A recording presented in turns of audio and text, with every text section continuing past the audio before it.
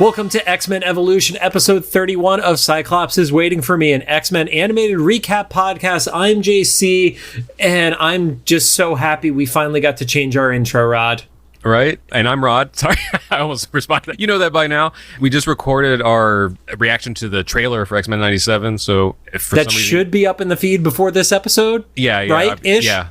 No, I need to edit that one first. But we were just saying in that one, it's wild to have like the similar script but different one. Also, I discovered some Guinness in my fridge today, so we're an hour into that. That's fun. And technically we are doing a 3-episode recording because of the reaction trailer, which I was dumb enough to think we were going to get that in like 15 minutes, and that was 37 minutes of audio. Yeah. So have fun on that edit. I thought it was going to be shorter too. Yeah, but maybe this one I noticed afterwards I accidentally took like very little notes, and I don't know if that was on purpose. Maybe I was just sitting back and enjoying the episode. I don't know. Well, I hope the next episode where you're the lead, you took better notes. We'll see. We'll see. Cyclops is Waiting for Me is our weekly podcast series where we're going back and watching every single X-Men animated episode we can find. The podcast started with the original 1992 X-Men animated series, building up to the release of X-Men 97, which we now know for sure is coming to Disney Plus in less than 1 month. March 20th of 2020. Yeah. We still haven't heard yet if it's a midnight release or an evening release. They've done both with different shows. The best part is I'm going to be in San Francisco at GDC. Oh, you will? So I'm going to lose my goddamn mind. But I will figure out how to see it that night. But I literally got word from work. They're like, hey, we want you to go up to GDC. And I'm like, what day? They're like, probably Wednesday and Thursday. And I just started yelling at the computer. Hilarious. So we're going to have fun figuring out the recording of that too. Hopefully the hotel Wi-Fi. I'm going to be flying back on Thursday. So I'll be back. And luckily I could fly out of Burbank. So I can be back at the computer by like 8 o'clock that night. So I think we're safe. Any friends, like anybody, if you ever visit LA, don't come to LAX if you can help it. Pay the extra money, go to Burbank. It will save you in therapy. As far as our plans for it, just so people know, we are going to do everything we can to record the week that it comes out and have it go live the following Monday. Life does sometimes get in the way, and we were going to try to adhere as best we can to it, but know that that is our plan until that plan is a hot mess on fire and we have to adjust. But until all that happens, we'll be covering other X-Men animated series like this one, X-Men Evolution. I said Evolution. Don't you dare edit that out. Right. That does mean we'll be taking a break from X-Men Evolution during the release of 97, so we can recap those on their release weeks. I was just thinking when the little bit of like, I don't know, some organization in me was like, we came so close to having a clean end of season. We were like 4 episodes away from just being like, oh, wasn't that a nice ending to season 2? With the cliffhanger and everything? Yeah. Anyway, now we're going to be 4 episodes into season 3. Yep. Some quick reminders. We're a recap show about a series that started over 20 years ago. That's the line we're going to fuck up in every X-Men 97 recording. There are going to be spoilers. If you don't want it spoiled for you, pause the podcast, watch the episode, and come back. We are currently not sponsored or affiliated with Marvel Animation, Disney, Disney Plus, or Hulu in any way, shape, or form. And I forgot to edit the script. I still call Rod a prick in the script. Yeah, that's fine. I've been called worse, literally. Don't forget to follow us on social media at Cyclops IWFM Pod on Instagram, TikTok, Threads, X, and Facebook. And of course, make sure to follow us on all your favorite podcast services. One last shout out to if you were on Google Podcasts, to switch over to YouTube. Yeah, and if you were on Google Podcasts and ended up somewhere else, throw a comment. We're curious where you guys migrated to, because the analytics are going to show different numbers for us. Now, on to the show. Today, we are talking about Season 3, Episode 1, titled Day of Recovery. It aired on September 14th of 2002, currently sits at an 8.0 star rating on IMDb. We mentioned this in the previous week's episode, where on IMDb, top-rated episodes get a little, mark on them when you're looking at the listing. This is also marked as one of the top-rated episodes. So I'm looking at the finale. Was there a summer in between? Yeah, it was so a long summer, May to September. Yeah, it was a pretty long break. It was a solid 3+ months. Man, yeah. That reminds me of the wait we had with Who Shot Mr. Burns. Or Who Shot JR. Yeah. Well, I knew the Mr. Burns. Which was a play off of Who Shot JR. Yeah. Yes. But I still not used to the previous on X-Men being a different voice. They switched it this time because the last one, instead of it being previously on, it was last time on. And then this episode kicked off with Cyclops' voice actor saying previously on X-Men Evolution. They changed that, and that has to be an homage. Just the way TV worked back then. I wonder if they just got a bunch of angry letters over the summer. Literal letters. Handwritten to the network. And by bunch, it means it was 10. That was the crazy thing, like back in the day. If you had like 10 handwritten letters, you could change the course of a show because you took the effort to write it down and send it to people. Yeah, now with the internet, you need a fucking 100,000 people to be pissed to even have them look at you. Yeah, well, because back then you have to like write the letter, put in your postage, and then most times go to a physical post office and also find out what the address of the production, like the network or wherever it was. So if it made it to the producer's desk, they're like, holy shit, someone is pissed. So we got the replay of the final 3 episodes of the last season, starting with Wanda's debut into both episodes of Day of Reckoning, and it ends with Mystique basically giving a line of like, oh, it's gonna get much worse. And then we cut to a new intro, which Rod and I have been trying to like always like inform each other of like, hey, here's an important thing you should be aware of. I made sure to text Rod to let him know they did finally change the intro. It is essentially just like updated footage, right? So it was more clips from the previous season included, maybe a couple from this season that so I recognize. I did notice that there was definitely certain clips that were not yet shown in the series up to this point. I think they took some of the stuff that was probably finished animation from season 3 and inserted it in here too. But you had basically the breakdown of the team was all the same team, except you also had Beast included in the roster group and none of the New Mutants. Yeah. Since he was discovered halfway through last season. Right, exactly. Episode kicks off right where we left off with the conflict between Scott and Mystique, and mentions that he saw the security footage, which we kind of got that impression from it, but I wasn't sure what we were going to see. It was a little weird seeing this version of Xavier walking because it was Mystique in Xavier form. Yeah, and for me personally, it was like a little anticlimactic because I thought it was going to be a little bit more clever. I don't know if that's the right word, because it wasn't like it was a tiny screen that he caught a glimpse of. It was on a screen that everyone was in clear view of. Just remember, Cannonball was there, and Cannonball is an idiot who keeps concussing himself. Right. Cannonball probably has brain damage right now. Yeah, no one looks up. Or actually, do the New Mutants, did they know Mystique? Maybe that's the reason. I don't know if they would know, because they only would have known about her from being briefed about her. Yeah. Because she hadn't been seen since the party at the house. Yeah, okay, so maybe that's it. Maybe they knew that something was weird but didn't put the whole thing together. Okay, right. We'll give it that. Yep. Then he accuses her of attempted murder, which is not wrong. She definitely tried to murder those kids in the house. Yeah, no, that's true. It's definitely true. Yeah. And then she has this weird defense of like she won't tell them any more information. Oh yeah, like where Xavier is, but she's like, I didn't know anything about Magneto's plan. Right, knew nothing about Magneto's plan. But Scott is asking like, how long has it been since you did the switch, and where is he? And that's where she's just like, I'm not going to tell you. Like she's like sassy, pissy bitch about it for some reason. No, I threw something across the room because it's like, I want to know. Did you actually throw something? Like a napkin. But... This is what happens when Rod drinks when he's prepping for the show. The defense, like you said, it was funny because she did try to murder a bunch of literal children. But she's like, I didn't know Magneto's plan, but that's like the Bob Marley offense, right? I shot the sheriff, but I did not shoot the deputy. Okay. Like, I was like, wait, what is... You're clearing yourself of one crime by admitting to another equal crime. I would actually say it's a worse crime because all she did was like, it was essentially kidnapping if she was in on the Magneto shit. She tried to blow up a building with children in it. No, that's what I mean though. She was like, no, listen. I'm agreeing with you. She just went worse. Yeah. She's like, I only tried to kill your students. And you're like, Magneto didn't really even try to kill our students. He was just trying to get us to fight somebody. He was just instigating. So Jean attempts her telepathy. And this is the first time we see where her telepathy can't work and can't get into somebody's head. Mystique basically has something that blocks it from happening. Yeah, there's a lot of things here that I wonder if they just are going to explain satisfactorily later, or if whenever they were writing this, we're like, we got to get back to that later. So I do think we're going to get some sort of explanation about it. And I will say, if you do look into the comic world, there are people who are trained against manipulation from psychics for that specific reason.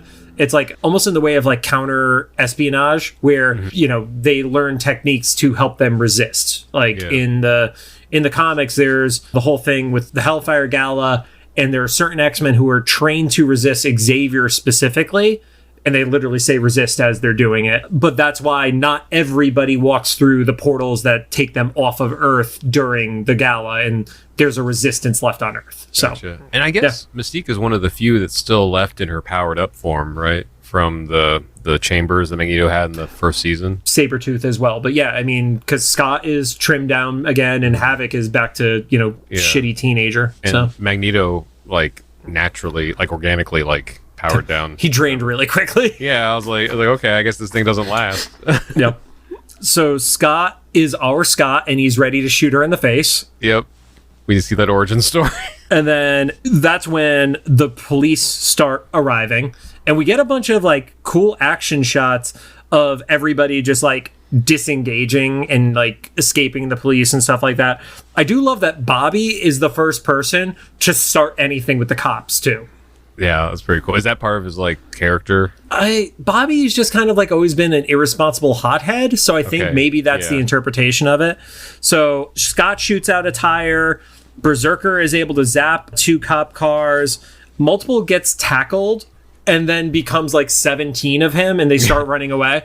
The only thing where they changed his power, though, is comic Multiple. The way that he, like, disappears is essentially he gets absorbed back into the prime Multiple, or it gets killed. Yeah, so that's how I always saw, like, any of those characters in, like, superhero stories when they became, like, duplicates and stuff, unless they were like a Wanda or something that had like illusion stuff. It was like a physical clone, and like it was like, I don't know. And so when they just like faded out of the cop's hands, I was like, is that how that worked?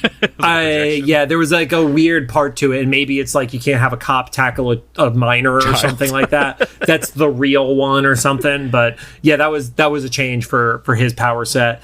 Boom Boom makes a bunch of little boom boom balls and throws them. Cops call for backup, and immediately the SWAT team arrives with shotguns. Like, they escalated in a heartbeat. I mean, I was gonna say, like, this. Kudos to this show for kind of having like realistic responses to like events this large. Because we joke all the time about, like, a Cyclops just destroyed that building next to an orphanage and no one batted an eye or even talked about it. This one's like, okay, the mansion exploded, and then like they were there immediately.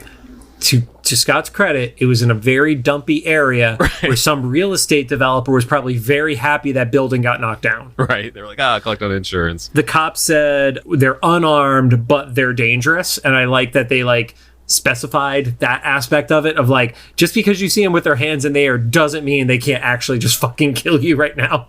Can you imagine what the dispatcher, how they're supposed to process that, getting that message? They're like, what? Because that's something you never have gotten before in this world, right? They're having like this. It literally would have been hours at absolute most. Yeah. From the mansion exploding and whatever was happening on TV. Literally, like I said, maybe an hour, maybe an hour and a half. Like, it's not a lot of time that's elapsed. But like, yeah, you imagine being like a military or 911 dispatcher, and you've gone like entire modern history of just being one way or whatever, but then you're like, what does it mean they're unarmed but dangerous? Like, what? Yeah, but extremely dangerous. Yeah.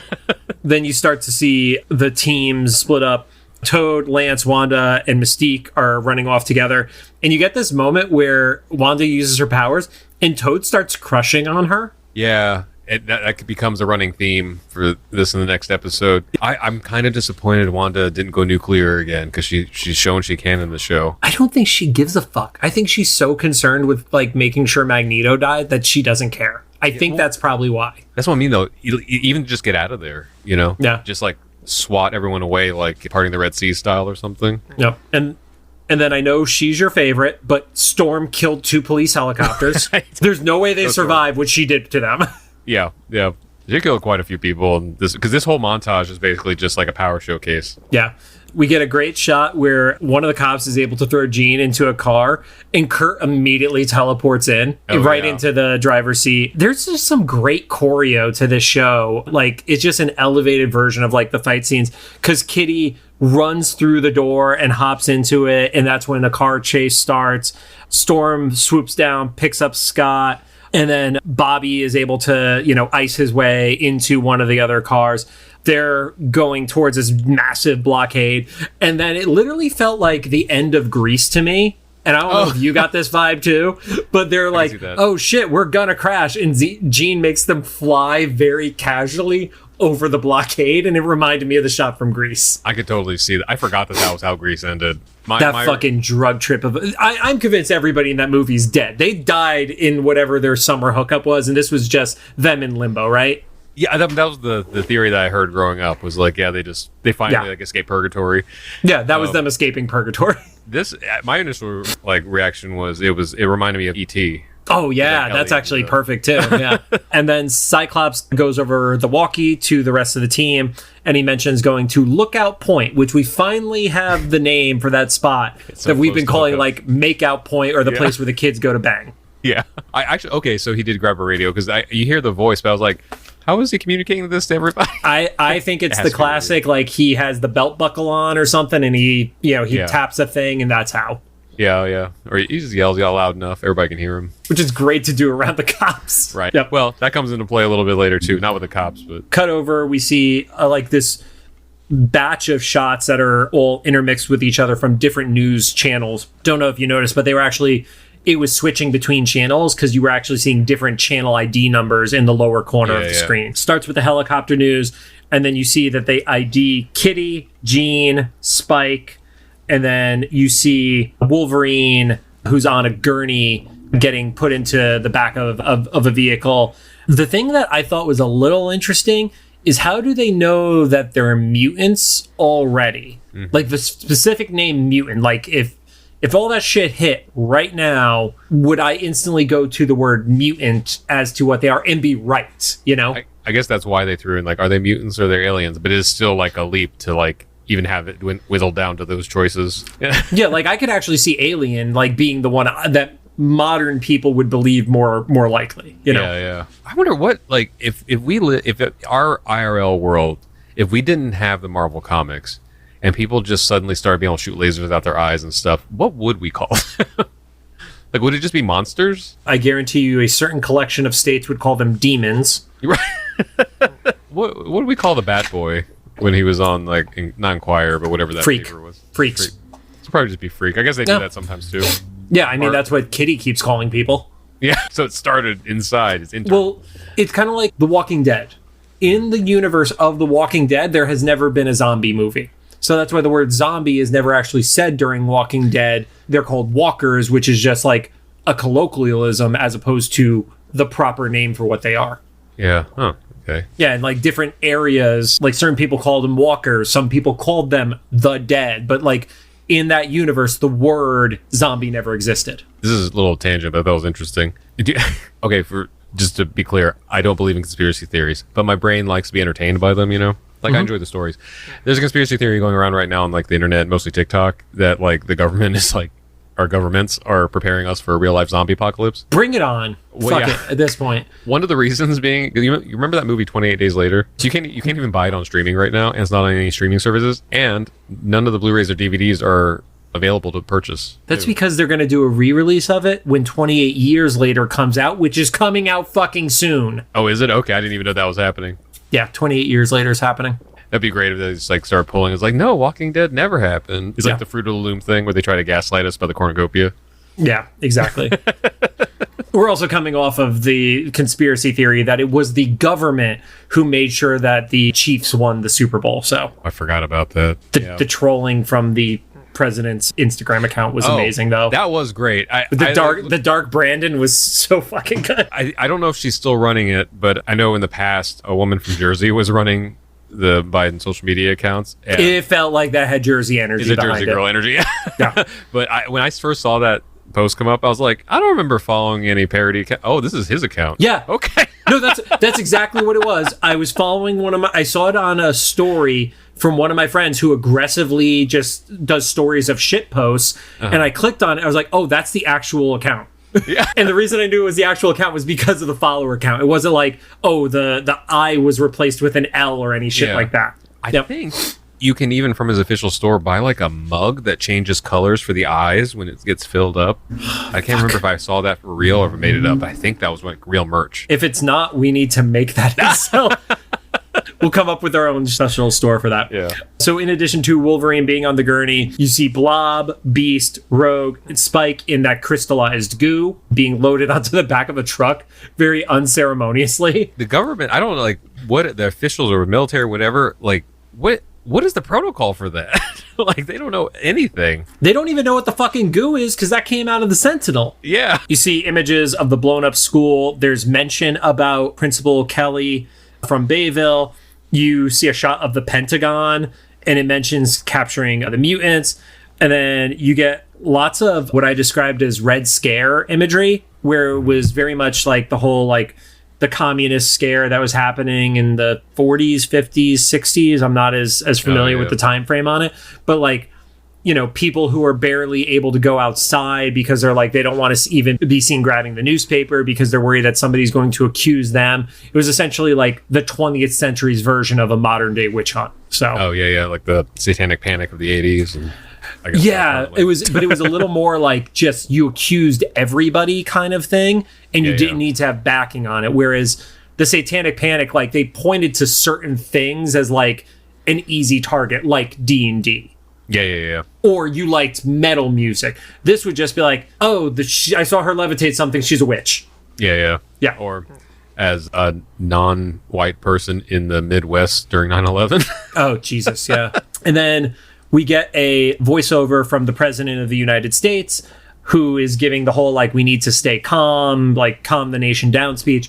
It was very noticeable to me that they did not do somebody who sounded like George W. Bush, who was the current president at the time. I wager that probably had to do with, let it be somebody who sounds incredibly generic so it can't get compared to the stuff that happened a year prior with 9/11 and the speeches that he had to give at that point.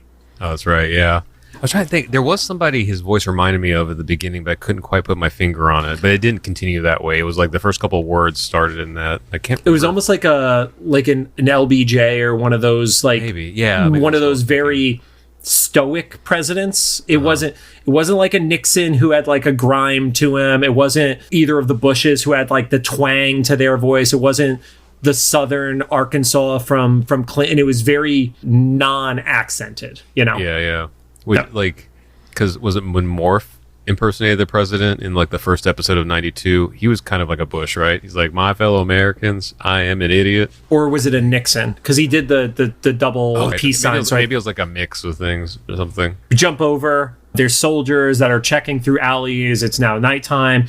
And all the new mutants except for Bobby are together, and they do a great job of all of them hiding in a very tiny area. They maximized the hiding spots in that alley that they were chilling in. They're like alley cats. Like one of them's like hiding behind like a trash bag. I'm like, how did you fit behind? Okay, sure. And they're just like already covered in mud, and they've just survived almost being blown up by Mystique, and now they're just like, and we're in the alleys now. Great, This is awesome. And now let's go swim in shit. Yeah, that sewer has gotten a lot of play in the last few episodes, man. Right. And was it Berserker that opened up the manhole? Okay, so we're getting more and more confirmation that he's like super strong. So you know how much manholes weigh? Manholes are fucking heavy. You need a crowbar to get those things up, right? Like, to at least start it. Yeah, and I think like a couple people, because you think about it, they're made to be strong enough so like vehicles can drive over them. Right. So we jump over to Makeout Point. I know that's not the name, but that's what I'm going to call it. That's what I called it. Where Bobby, Jean, Kitty, and Nightcrawler are there. They're all pretty on edge. Bobby almost ices when he hears Storm and Cyclops arrive and almost like freezes their faces. Which totally justified, because you don't know who could be up there. And then Mystique and the Brotherhood just show up. Yep. It's like that scene from American Pie, the opening scene where everybody walks into the room when he's... I don't remember the scene you're referring to. When Jason Biggs' character is like having some alone time, and he's halfway through, and then like people just keep entering the room. Right. Or like not another teen movie where they like exacerbate it by having like I think like a preacher come in with and a marching band and shit, and a bunch of little kids and stuff. He's like, everybody just keeps showing up. Yep. And they make comments about it's like, well, it's going to be hard to go out there now that everybody is hunting mutants. Mm-hmm. And Mystique is like, yep, get used to it. That's our new status quo right now. We're all fucked. Yep. Unless Xavier can get Cerebro to like mind wipe everyone on Earth. Yeah, I don't know if that's going to really work. Mystique is still not ready to share the information. This is actually where she says that she wasn't aware of Magneto's plan. Oh, okay. But she says everything that's happening now is just proof that Xavier was wrong. Yeah, and she's not wrong. Yeah. Like, granted, it could have been handled a little more, you probably would have had a better reputation from the start if you weren't like trying to murder kids. Yeah, or fighting, like a Gundam in the middle of the street. So they're like, well, we should just work together. And it's because she wants Blob back. She doesn't really give a shit about anything else, but she wants one of her team members back. And it was like, okay, I mean, he hasn't really proven himself to be that great a fighter or anything like that. So I guess there's like a little bit of humanity to her in wanting him because he is one of the freaks, you know? I wanted a little bit more explanation from Mystique about why Blob specifically was so important. To an extent, if she never admits it, I think she feels bad for him. Yeah, she has some maternal instinct in it. Yeah. She's just like all these kids' dads are moms, both. And then she's like, but I don't know where to start looking. And that's where we get Nick Fury. And this is further showcasing the value of having Fury in an earlier episode with the Operation Rebirth episode. Like, because it would have felt so out of character for him to just be here without knowing his connection to Logan. Like, they lined that planning up perfectly in my mind. Yeah, and Cyclops mentioning that he knows who Fury is because of Logan briefing him. Yeah. Nightcrawler has my favorite quote of the entire episode here. How many people know about the secret meeting? Because there's at least 30 people there at that point. Oh yeah, you have 25, 30 people pretty easily, yeah. But I like how they're like, well, everybody gets like ready to fight him, and then Fury just snaps his fingers, and all of a sudden you just see like all the SHIELD agents pop out and be like, okay, let's fucking go. Yeah. And this is... See, I was a little bit less... I only really knew Fury as, like, David Hasselhoff and then skipped to Sam Jackson. So, like... And then I think some animated stuff. But in other animated things, he was kind of, like, just a cameo. So, like, I like that he still... even then, he had that attitude of, like... It's like, oh, no, if I wanted to take care of you, I would have already done it. If I wanted to catch you, you would have been caught already. This was just to prove a point. Yeah, and meanwhile, he's, like, throwing away a toothpick as he's saying it. Like, that's the whole well, because they can't do what he would normally do, which would have been smoking a cigar back in the day. Oh, okay. Him and Logan were big on the cigar stuff. Okay. Yeah, but he has a not tablet because iPads were literally not invented yet. Was it a BlackBerry or no? What was it? The Apple or the Macintosh, whatever the fuck it was called. Like, I didn't think about that. Yeah, it was, sorry. No, there's a handspring. Was those little? The fuck is a handspring rod? If you look them up, that's one of those things that like at the time was like really big, but was so short lived. Like would not be surprised if like it just completely gets forgotten from history. But it's basically like a little. You're making up a word I've literally never heard before as a retail product. So yes. Yeah, handspring. If you're a homeless and just like look up handspring, it was one of the first like big selling like little Palm Pilot kind of things that wasn't Palm. It like had that clear case and the stylus and everything. That's what it kind of looked like to me. I mean, I'm not saying you're wrong. I'm just saying I never heard of it. And it was the Apple Newton. That's what I was thinking of. Okay, gotcha. Because that was the one that they referenced in The Simpsons, and they threw it at Martin's head. That's what I was thinking of. I forgot about the Newton, precursor to the iPad. But this one had GPS capabilities in it, so... Here, I'm sending you... someone's selling them on eBay. Are you buying it? Not for $60. Like, it feels like 10, maybe. Oh my god, yeah. Okay, I know what this is. I literally never knew that was called a hand... Oh, it was Palm Pilot, yeah. Oh, was it Palm that made it? Oh, it is Palm. Handspring visor, handheld wireless Palm Pilot. Okay. That was a fucking ride to get there. Because I think handspring, you can't see in that one, but if you look at other ones, the logo is like the Jesus fish diving into the ocean. I think it was a Christian-owned company. We're going to add stuff to the Instagram when this episode comes out to show you what we've been babbling about for 3 minutes. Here's a better one. This one has the logo on the top. Wow, why is these links so long? This one has the logo on the top of the visor on the top left. You see it's like the Jesus fish, but it's like diving. That's not the Jesus fish. That's a person doing a handstand. Oh, is it? I don't know. Yeah. That's because it's called a handspring. Okay. I'm just realizing something now. You know what? They say it takes a lifetime to deconstruct. I'm just now realizing this was probably something I was told by my Sunday school teacher, and it's never come up in conversation. And you believed it? Well, it's just never come up in conversation again, right? Well, because I've never even heard it called a handspring before. It's a fucking Palm Pilot. But what you're saying makes a lot more sense than...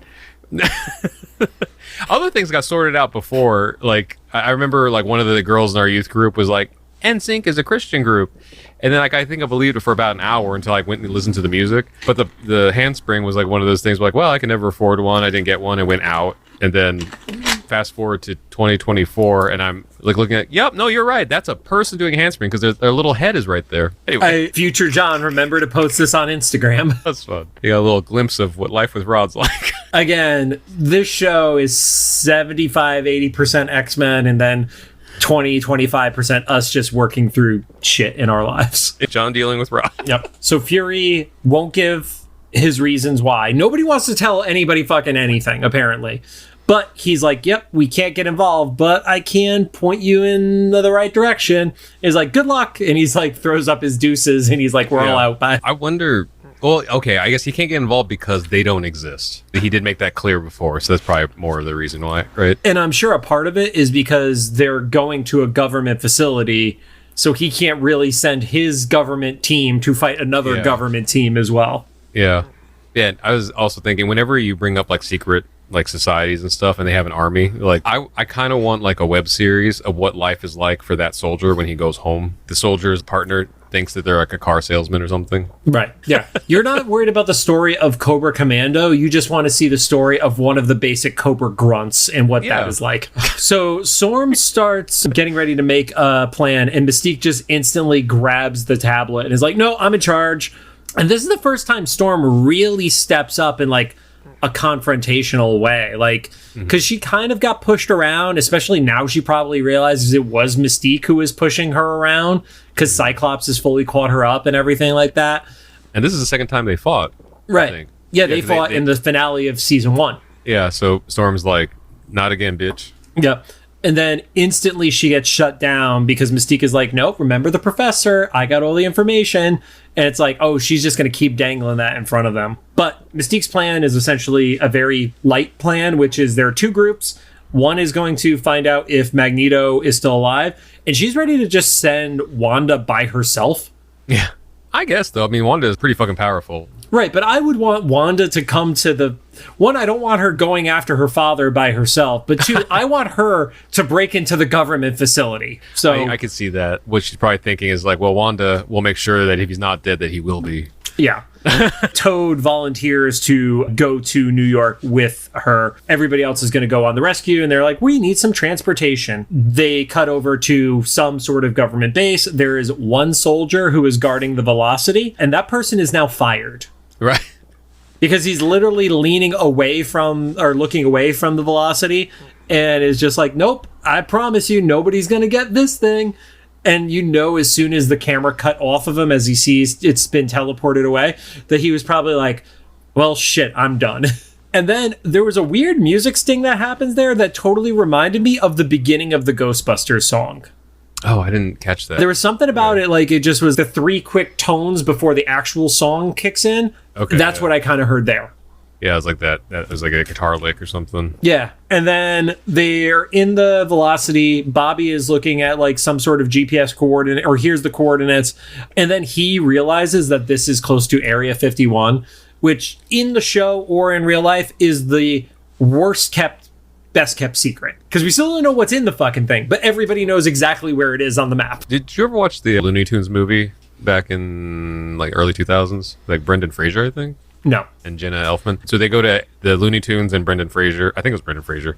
Go to Area 51. And Joan Cusack is like one of the scientists there. And he's like, oh, we're finally here. And she's like, oh, no. Area 51, that's just the public distraction from the real secret. And he's like, of what? It's like, Area 52. And it's underneath it? It's like next to it or something. Yeah. I feel like I've seen that joke before, but I've definitely never seen the Looney Tunes movie. Oh, it's great, especially if you're high. They run into a mirage of like a Walmart, I think, in the middle of the desert. It's random. It's Bugs Bunny's mind, right? Right. So you see there's a New York rooftop.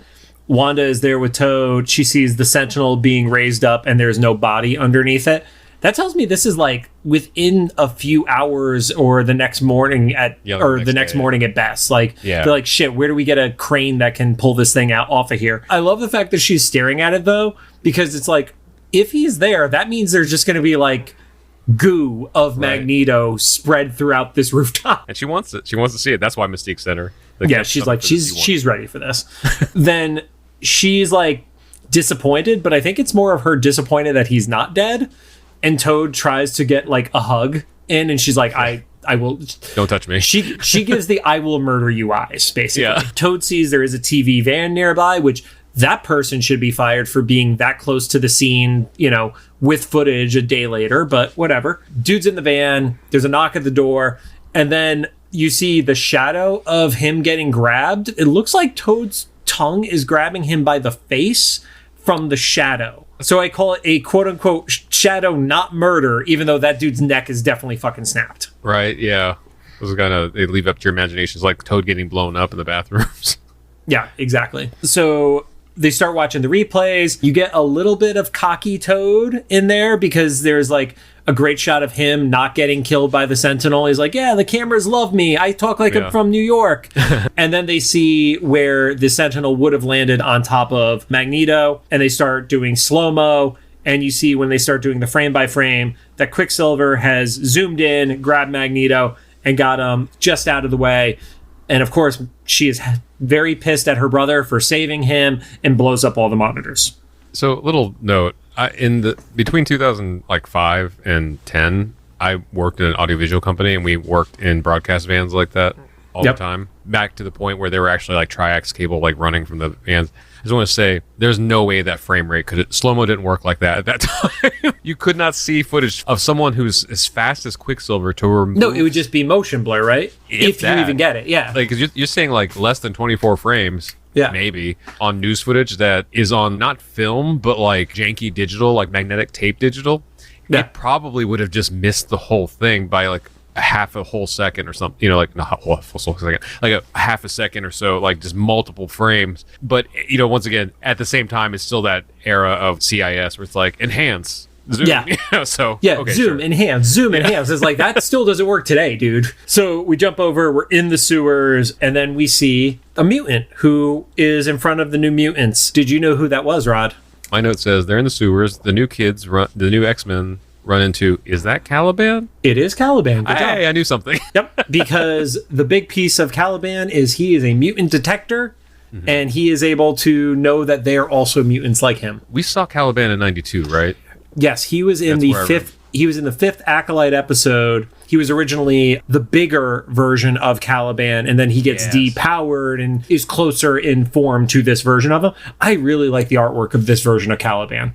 Yeah, he's cool. He had good body language and motion too, and just his tone was really like off-putting, and I think in like that intentional way of like, yeah, if you live in the sewers and you don't interact with normies too much, like this has got to be like. He reminded me. Did you ever see way back in the days of Newgrounds, like in the pre-YouTube era, the web show called Salad Fingers? I knew of it, but I never watched it. He very much reminded me of the voice of Salad Fingers. Not as much the visual, because it's, you know, it's Salad Fingers is a really weird thing, but just the way he pronounces stuff and things like that definitely had a Salad Fingers vibe to it. Gotcha. So he's like, I forgot why I wrote down the quote, but it's like, I always know, or something like that. Is it Berserker that was in front? One of them, or Bobby, one of the New Mutants was like, oh, we're mutants just like you. And he's like, I know, I always know. Well, not Bobby, because Bobby's with the rest of the group. Oh, that's right. Okay, so it must have been Berserker then. Yeah. So Caliban was like, I know. I always know. Follow me. Yep. And then he says to follow him. So we see what has become the reveal trope of Mystique is there is a bird that is flying through who goes into an open window on a military base. Yeah, my note was like, of course this fucking bird is Mystique. You see a guard at the monitors, and a random soldier comes in and is like, yep, Captain wants to see you. And Mystique goes right into the computer. And then the one thing I don't understand is why doesn't she ever just stay in her disguise form? She spent all that time as an eagle. You'd think maybe she'd want to just stay a human for a little bit. No, that's true. That or not even hide to begin with, because she ended up just like killing that guard anyways. Oh, yeah, she definitely killed him. So like one or the other, but I'm also not a shapeshifter, so who knows? Maybe that's not the best. You might be, and you're just really good at hiding it, unlike her though. Yeah, or really, really bad. So she turns off the fence sensors. Everybody pops in except for Storm, who stays in the Velocity. You have scientists who are cutting Blob out of his casing. So I'm going to assume that he was just the last one, and they were already cutting out Rogue, Spike, and Beast because they were in like, you know, plexiglass cages or something like that behind. Or probably because he took the longest. Yeah. There's the most. Yeah, they're like, we cut those other ones out in like 40 minutes. You are just too big for us. He's like 4 people. And then they're interrogating Wolverine in the same room as them, and that can't be a great plan. I was wondering how those straps were working on him. Yeah. And then the Colonel or whoever is interrogating Wolverine, and he's accusing Wolverine of them making the robot And I'm like, you dumb fucker. The robot that was attacking them, that's really your accusation right now? Yeah, like you're cutting them out of the goo right now. That the robot shot them with, yeah. And then Wolverine, like, almost bites the dude's face. I wanted to see it. I really, like, just bites his nose and just fucking rips it off. I hope we see that in Deadpool and Wolverine. Like, Wolverine go feral. Here's the problem, Rod. We keep coming up with things that we want to have happen in Deadpool and Wolverine. None of it's going to happen because we keep saying we want it. Yeah, no, I get it. My brother, I was talking to him on the phone when the trailer released. He's like, there's a lot of expectation for that movie. The one thing my brother wants to see is Wolverine wear the yellow cowl. Yes. Have one shot of him in the full suit, even if he throws it off immediately. Just one screen grab that he can make his computer wallpaper. He pulls it on, he looks in the mirror, and he goes, this looks dumb as shit, and then rips it off and throws it. That's all it needs to be. I think Peter would even be satisfied with that. Yeah, as long as he gets the screenshot. Yeah. Yeah. So back in the hallways, Bobby and Kitty split off from the rest of the group. The guard comes back to Mystique, who immediately like drop kicks him and knocks him out. And then you see she had not had the time to turn off the floor sensor into the main circuit room, which is where Bobby and Kitty are. So I think she got interrupted right before she was going to turn that off. Wow, that's a surprising amount of detail for this. Yeah. You're right. They are paying a lot more attention to choreography in this season. So Bobby makes his little like ice slide to go above it. I don't know what the ice slide was attached to because it was kind of weirdly suspended in midair. And then he gets all the way over to the edge. They leave like a foot in between where they have to hop off. And I'm like, they were just on ice. Like, are they going to slip it and fuck this up? Like, Bobby, not a great planner. Yeah. I was wondering about, I'm assuming Bobby's used to like the slickness of ice and stuff. I was like, Kitty's pretty stable. Yeah. On there. So they open up the box, which is like probably one of the wired surge protectors or whatever the fuck it is. And they have the great trope of, is he going to fuck this up? He cuts the wire. There's an awkward pause. And in almost any other show, he would have gotten the alarm then. It would have been like a 3-second delay and then the alarm hit. Yeah. And then he gets cocky and he tries to like spin the wire cutters on his fingers and he drops it right into the lasers. That was so much better of a payoff. Because he did it right and they still messed it up. He did the skill right. His personality was the problem. No, the tale of Bobby Drake. There you go.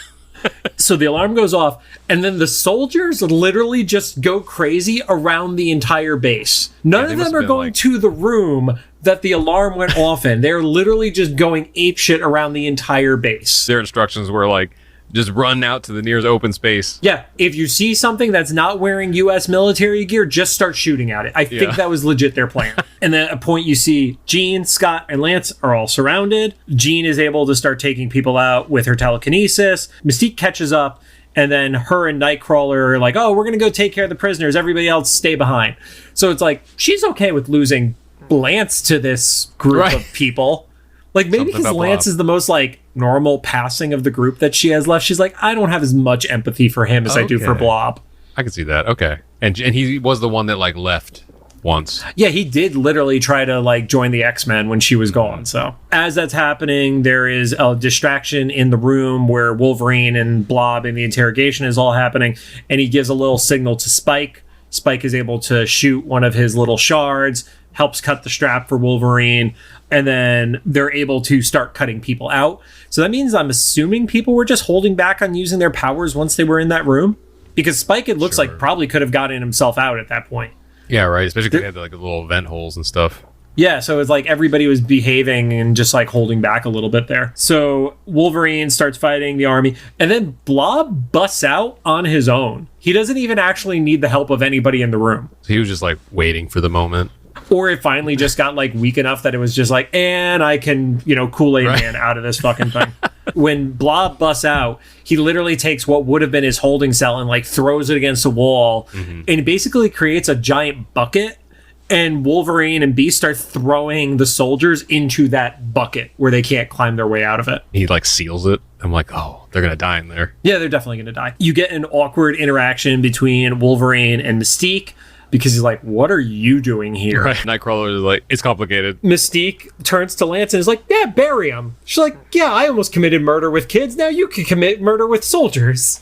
Yeah, and it was Cyclops or Jean or both of them were like, Mystique, no, bad. Yeah, Cyclops is like trying to to stop them. Jean makes the save and they basically push them out of the way. They get sealed in to an area with everybody, and then Bobby is able to find the ladder that goes to the roof access. There was a great shot in that too, where Blob looks like he's not going to be able to make it through, and Kitty phases him, and as he's phased, she's able to pull him up the rest of the way. It was it was kind of cool, because it's like, when phased, does Kitty like have strength over other phased things or something like that? Or does he like lose his mass? Like it turns off his mutant power almost? Or something. Yeah, like because her whole thing has to do with like, particles. I don't know, particles or whatever. But like I had to do a double take on that moment. I was like, what I think happened just happened? Like, it did. Rewound. I was like, oh, yep. yeah. Yeah, and Rod doesn't usually rewind. Rod is just using notes during this,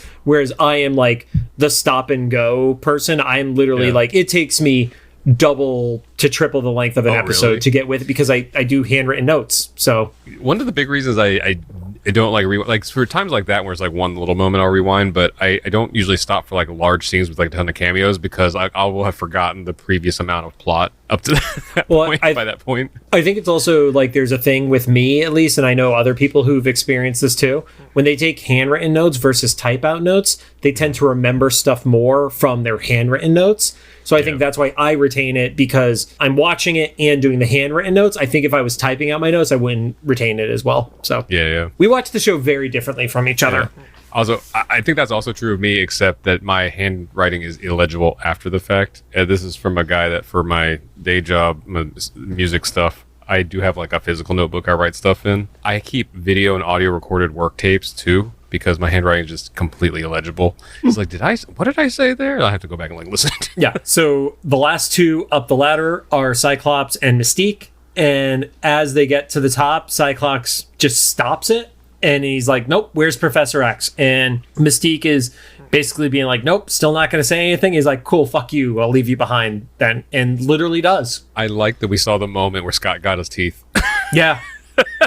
Spot on. And then there's a great moment in next week's episode where it's like, okay, he's got balls and he's not being petulant. Like, I actually fully agree with him doing what he did there. Yeah. Well, yeah. And in this moment, realistically, he was like okay with killing her. I mean, leaving her for dead. Absolutely. Yeah. So, okay, cool. There's a little moment between Lance and Scott where Lance is like, you left her behind. Scott's like, she's getting what she deserves. And then Jean's like, you guys could tear each other apart later.